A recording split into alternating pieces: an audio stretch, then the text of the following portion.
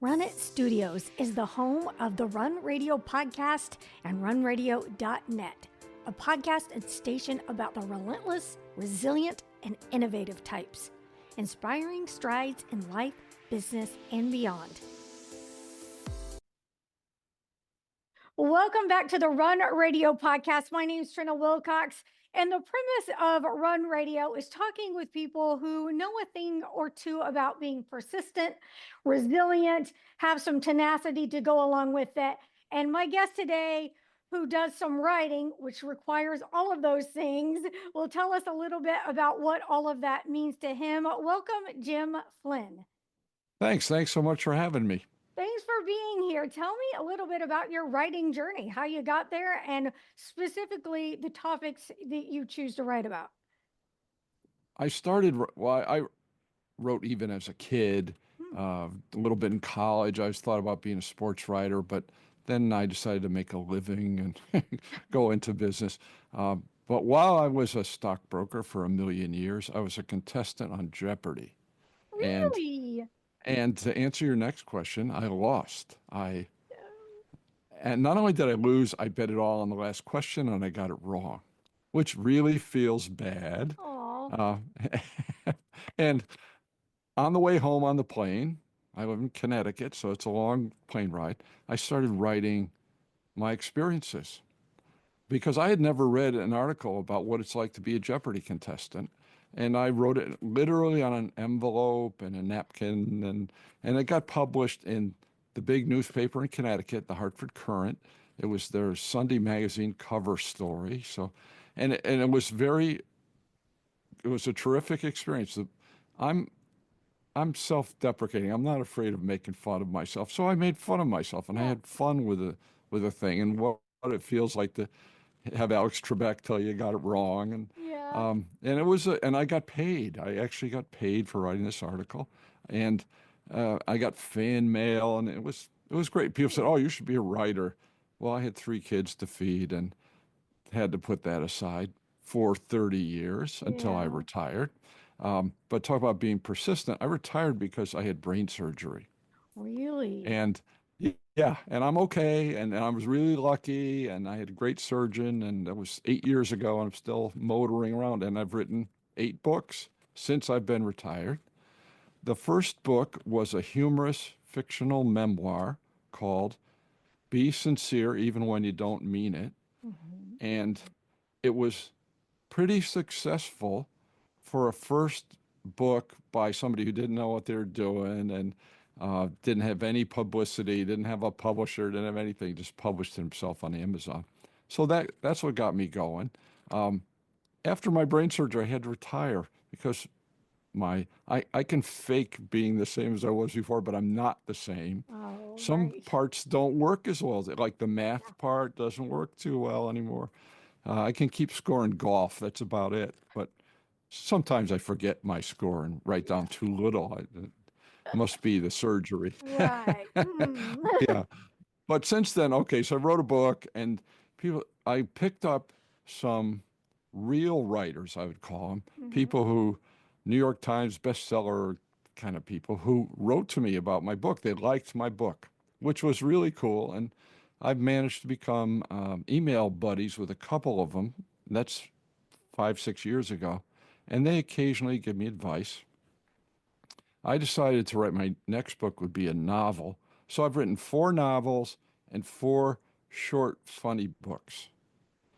The funny books have been much more successful. It's now for various reasons. One reason is writing a novel is really competitive. Thousands of people send in novels to Amazon. And you're competing not only with them, but you're competing with Stephen King and John Grisham and so and so. You're really competing for people's time. It's not so much the money. It's do they have the time to read your book? Yeah. And so anyhow, what I came to write my last book, my current book, which is You Look Good for Your Age. Uh-huh. My 2 writer unofficial mentors have said to me, they don't know each other, by the way. They live on different continents. but they don't even know the other one exists. But both of them said to me, "You're really good at being funny, and that's a rare talent. There are a million novelists out there. You should concentrate on being funny." And both of them said to me, "Have you ever thought about doing stand-up comedy?" And I said, "Me, the distinguished author, do stand-up comedy?" And I've had other people tell me that. So I ignored them. And I don't, do you use artificial intelligence at all?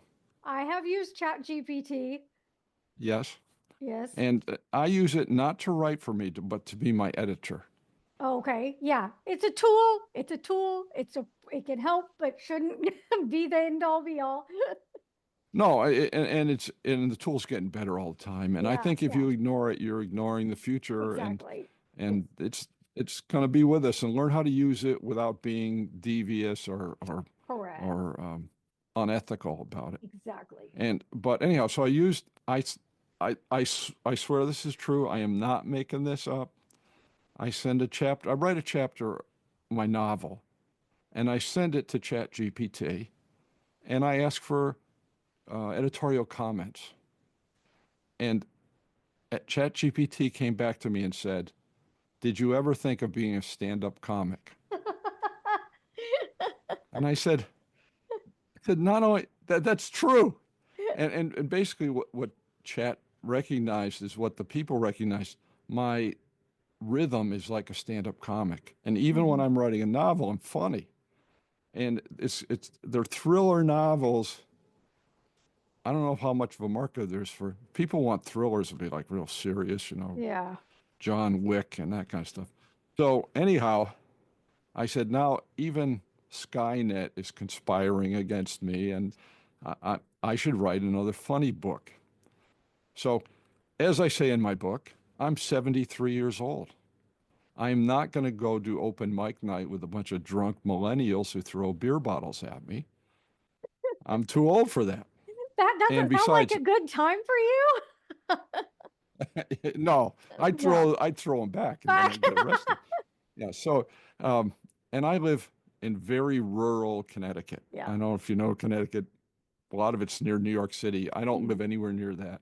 Okay. I live on a farm, 29 acres, and um, I didn't always do that, but we moved out here. Anyhow, where I live is so far out in the sticks. The only comedy gig I could get would be opening for the accordion player at the nursing home Right. bingo night. Right. So, so I decided, well, I'm not going to do that. So I wrote a book instead, and Uh-huh. it is essentially 10 short stand-up comedy acts. And I am now in the process of doing the audiobook myself, Oh, okay. which is, if you ever tried that, Yes, I it's have. I've done if you narrated a couple of books or two, three, four, several. well, when we're done, you can give me some tips Okay. because I'm struggling through, getting the soundproofing and all that kind Yeah. of stuff, as well as actually doing it. And it's it's easy to do when you're just talking, but now when you're recording, it's Yeah. different. And just hearing your own voice, you have to get used You to. have to get used to it. As I've said, I thought I'd have this voice like James Earl Jones, and it sounds more like Homer Simpson when I play Nah. it back. Well, like my voice coach says, it doesn't matter how great your voice is or isn't, it's how you use it. Yep. So, Yeah, and I'm used to that. yeah. And since I'm doing comedy, I don't have to sound like Morgan Freeman, Right. So anyhow, this book it came out it was about 3 weeks ago. It's done great. It's short. It costs $6. I tell people it costs the same as a greeting card. So just buy it for your friend who has a sense of humor. Open it up, write "Happy Birthday, Tony," and you'll give them a present that they'll keep and not throw in the wastebasket as soon There as you you go. leave.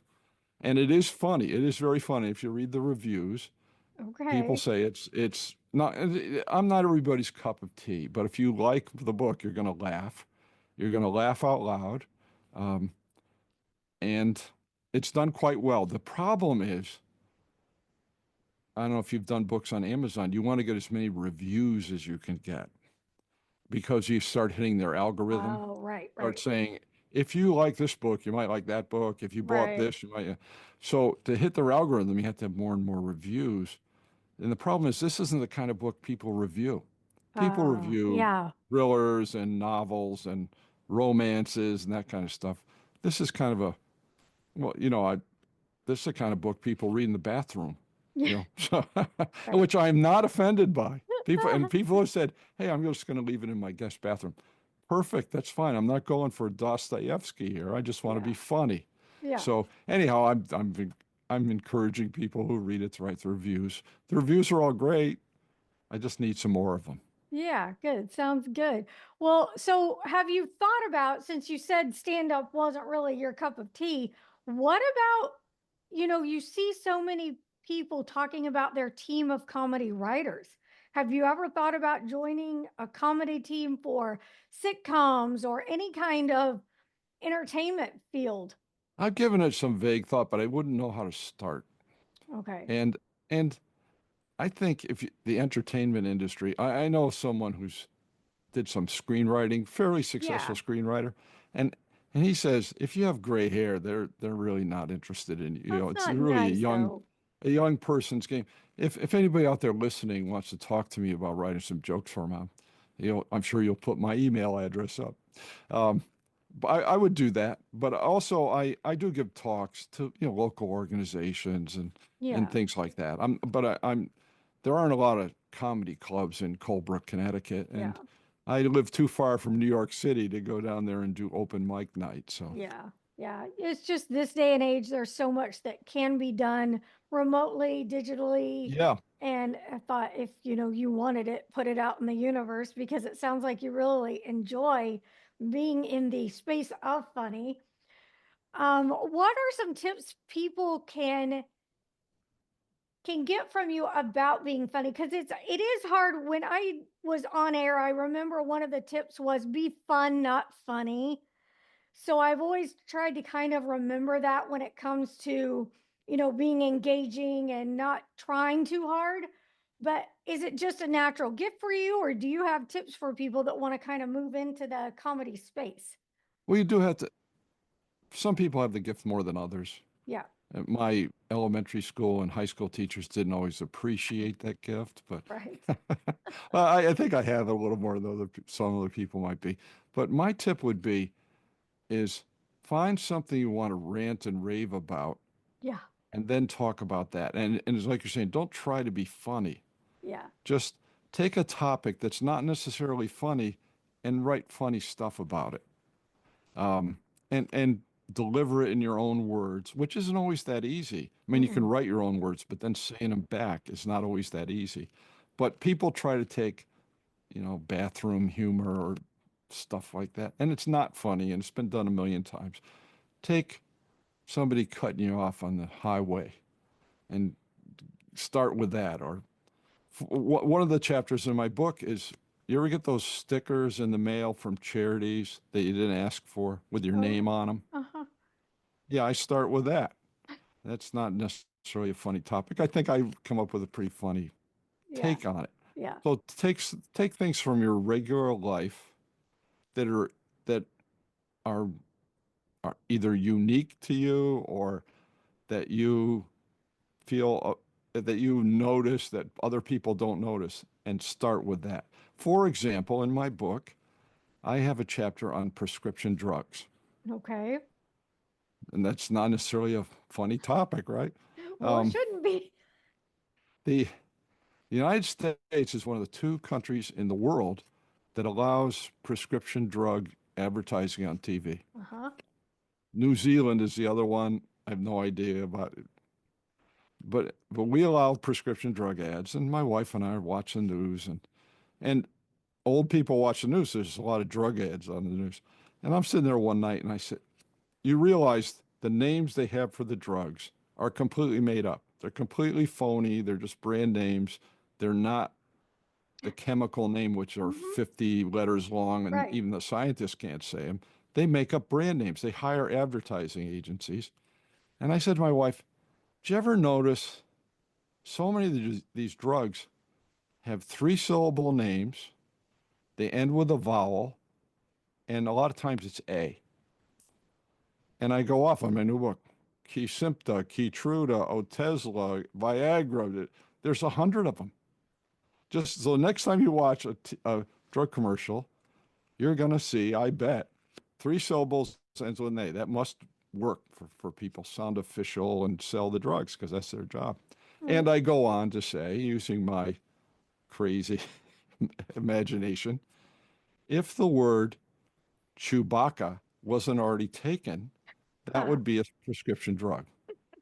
And here's the ad. Ask your doctor if Chewbacca is right for you. May cause roaring and excessive facial hair.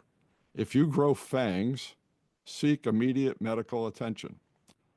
So if you thought that was amusing, you'd like my book. Got it. What's your writing process like? It depends.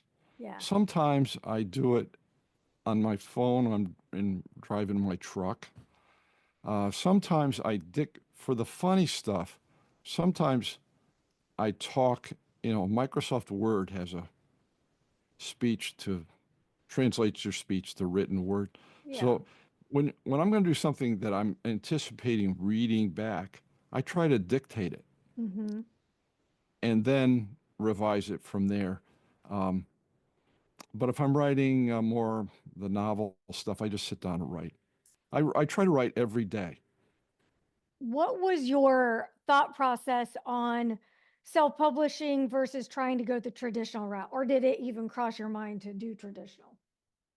I didn't, my first book, I not only didn't know anything, I didn't even know that I didn't know anything. Ah. And I just thought, I didn't know you could publish a paperback. I thought it had to be an ebook. Oh, okay. And I thought you'd had to pay. I thought you'd had to pay them to print the book. Yeah. But Amazon, as you know, you can publish for free. Um, so, so I wrote this book, and even my friends, after it came out, it didn't sell any copies, like zero.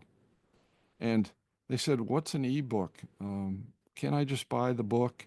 And then I realized, oh, you can print paperbacks. I got a cover and did all that stuff, and it did very well for a first-time book.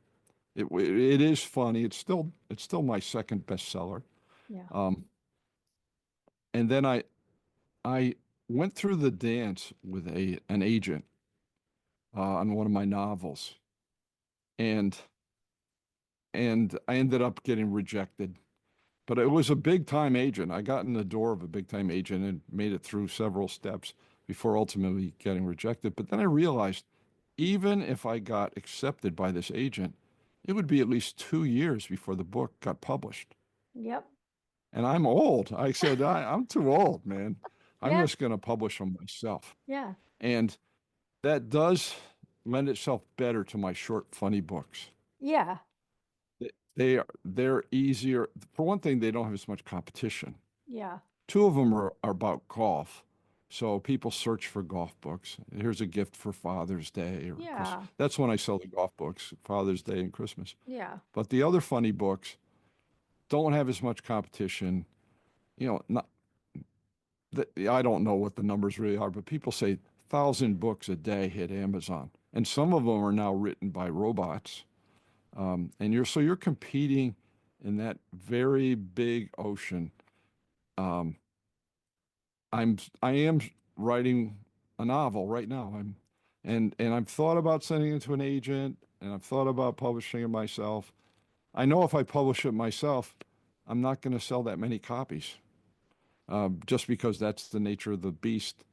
I think I'm probably going to go that way anyhow, because I just don't want to go through the dance. When you go through the dance, I don't know if you've done that with an agent, but if it's a big agent, not just some nobody, you go through 3 or 4 steps before they even ask you for the manuscript. Yeah. And then they look at the manuscript and all that stuff. And even if they accept it, then they have to sell it to a publisher. Yeah.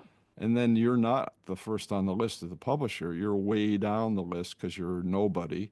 And I don't think I want to go through that. Yeah. All right. Tell us something we might not have known about Alex Trebek. Well, I didn't like him much. For real? I know. Yeah, people.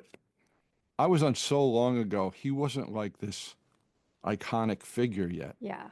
You know, I was on in 1991, and Yeah. then Jeopardy was reboot from an old show that was in New York. It was off for, I don't know, 15 years. Then it came back on with Alex Trebek. So he was just a guy. When I was on, Yeah. he was just a game show guy. He wasn't Oh, this almighty guy. yeah. And well, I I'm sure I'm not the only. In fact, I've heard contestants say this. He acts like he knew all the answers. He didn't know all the answers. He had the answers on a card. For sure. Yeah. And you want to say to him, and at one point he made fun of an answer I got wrong. Oh, Yeah, which he would do occasionally. And I wanted to say, hey, look, buddy, it's a little harder standing over yeah. here. You're Different over there with story. the answers. It's easier when you have the answers on the card. So I wasn't crazy about him. I know Oh, that's not a popular thing, but I've read other things from contestants who weren't crazy about him either. I'll tell you something else. He was very well dressed. He yeah. had custom made suits. I He had bet. really nice clothes. Yeah. Did you ever do any other game shows, or was that No, what? How no, did you no. come to get on Jeopardy? You just wanted to try? Well, I've always had sort of a freakish memory. I'm Okay. very good at Yeah. trivia, um, without trying. Yeah. It's not like I didn't even study, I just, Uh-huh. um, and the tryout process was much different in those. Yeah. Now you try out online and you go through these screenings online, and then in those days, you had to go somewhere and try out. Yeah. And people said, "Oh, you should go." And so I went, and I true story. You sat at a table. It's kind of like the SATs. You Ugh. have a piece of paper, and they ask you questions, and you fill them out. And there must have been 300 people, and there were five groups of 300 people that day. And out of my day, three people got picked. And sitting at the table with me, not kidding, were two guys who worked for NASA. One of them was a rocket scientist, and the other one was a physicist, and I passed. That's the initial test. You pass the test. They call your name out. You go into another room. They give you another test. He had to go through three tests. Wow. And so there are a lot of people who want to do it, and I got picked. So that was pretty cool. They don't pick you then. You go home Yeah. and they say, typical Hollywood, don't call us, we'll call you. Right. A couple of weeks later, they said, "Oh, I'd like to be on." Well, that was pretty cool. Yeah, That is it cool. was cool to be on. It was Yeah. a cool experience. Yeah. Well, tell people how they can go find your book, where they can write some reviews for you, all that kind of stuff, stuff that'll help you. Let us know. The best way, the easiest way to find me is my website, which is Jim Flynn, Flynn 6 SIX.com. So jimflynn6.com. Okay. That gets you to my website. You'll see my book. You can click on it. You'll see my other books. You can read a little bio of me, that kind of stuff. And um, if you want something, if you want to laugh, get this book. It is fun. It's funny. It's basically 10 stand-up comedy acts. I don't know if you're old enough to remember comedy albums. When you were a kid, you sit around and listen to comedy albums at all. No, those were You, a little bit more before my time, but yeah, I've really heard how much comedians now, I mean, that was their go-to, whether or not it was popular or not, they listened to them. So yeah. yeah. People used to Yeah. literally buy an album like a Beatles or Beach Boy, but it would be a comedy Yeah. guy. It would be Steve Martin or Flip Wilson or um, who are some of the other guys I listened to? George Carlin. Yeah. You'd sit there and you'd play it. Of course, after a while, you knew all the jokes, but you'd listen to it anyhow. I think of this book as being kind of a comedy album. Good. And that's what the intention of my audiobook is. This is a comedy album. It's it's not long. Um, it's easy to read. You'll get some laughs out of it, and it's a great gift to give somebody. And I guarantee you, if you go on and look at the site, you will laugh at the cover. Sounds good. Come back when you finish your next book and we'll talk about that. Great. Thanks so much for having me. Yes, thank you so much. Be sure you're following along, subscribe, follow on all platforms. You can link over to watch and listen from runradio.net.